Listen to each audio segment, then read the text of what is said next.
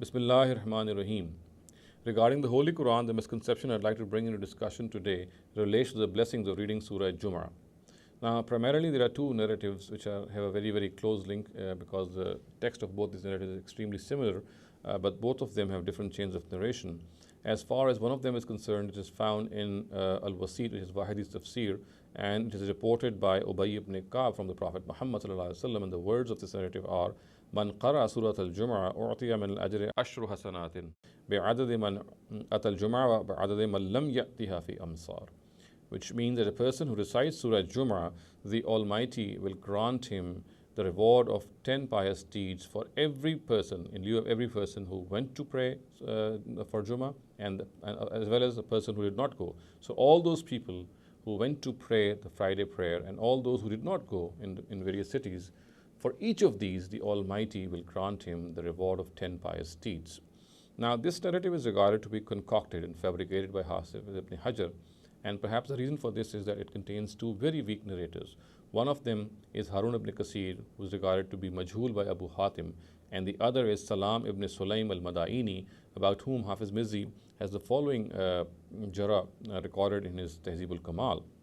Thus, Yahya ibn Ma'in says that he's laysa bishay, and at another place his words are Za'ifun la yuktabu hadithuhu. And similarly, Muhammad bin Abdullah bin Ammar al-Musli about him says that he's laysa bihujja.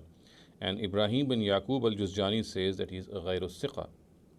Abu Zura and Abu Hatim say that he is zaif, and Imam Bukhari, Imam Nasai, and Abdul Rahman bin Yusuf bin Kharash regard him to be matruk. And another opinion of Imam Nasai about him is that he is laysa bi siqa wa la yuktabu hadithuhu. Similarly, Abu al-Qasim al-Bawi says about him zaif al-hadith jiddan. And another opinion of Abdul Rahman bin Yusuf bin Kharash about him is that he is kazzab, that he is a liar. And as I said, perhaps it is on the basis of this information that Hafiz ibn Hajar regards this narrative to be totally concocted. Now, as far as the other narrative is concerned, it is also very similar in its meaning to the narrative I just read out. And it is also reported by Ubay ibn Ka'b from the Prophet Muhammad ﷺ, and the words are, Man qara Surat Al Jumu'ah kutiba lahu ashara hasanatin bi'adadi man zahaba ila al-Jumu'ah min Misr min amsar al-Muslimin wa man lam yazhab. Which means, of course, the text is very, very similar.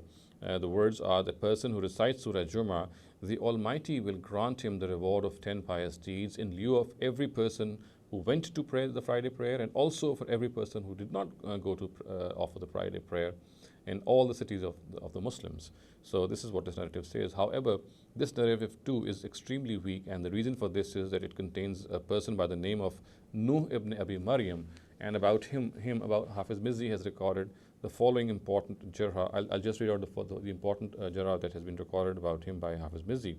Thus, Yahya ibn Ma'in says that he is laysa bishay wa la yuktabu hadithuhu. Abu Zura says that he is Za'if al-Hadith, and Abu Hatim, Imam Muslim, and Abu Bashar Dulabi and Dar Qutni say that he is Matruk al-Hadith, and Imam Bukhari says that he is Munkar al-Hadith, and in other places words are Zahib al-Hadith Jiddan. And Imam Nasai says that he is laysa bi siqa wala mamun, and at another places words are laysa bi siqa wala yuktabu hadithuhu. And Imam Hakim al-Nisapuri says that this person is a person who concocts narratives about Fazail al-Quran. In other words, narratives which mention the blessings of reading various surahs of the Quran are concerned. He is a person who concocts such narrative, and we know that we are just discussing one such narrative. So it becomes all the more weak in the presence of this person.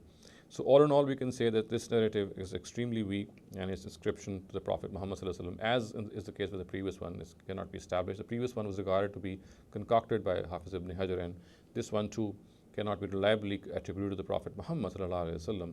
So therefore, you must disregard this narrative, and the correct way to reap the blessings of reading a surah is to understand that surah with a good translation, to reflect on its message, and to communicate its message to others. أقول قولي هذا واستغفر الله لي ولكم ولسائر المسلمين والمسلمات.